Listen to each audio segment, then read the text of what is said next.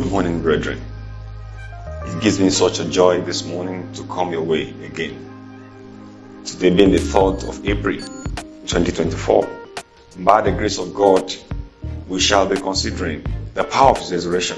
What are the benefits that comes with the resurrection of Jesus Christ? One of the fundamental things that happened to us when Jesus resurrected was we have a restored fellowship with the Father. In the Garden of Eden, man had a good relationship with the Father. But when sin entered, man lost that fellowship. Sin separated man from God. And since then, it's been so difficult to have good and proper and adequate relationship with the Father in fellowship.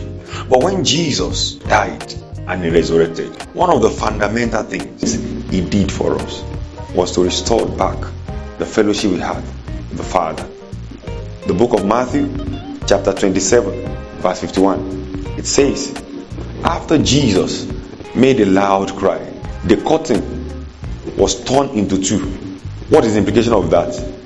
That means we all have access to the throne room of grace. Hebrews chapter 4, verse 16, it says, therefore, let us come boldly to the throne room of grace, that we may obtain mercy and find grace to help in times of need.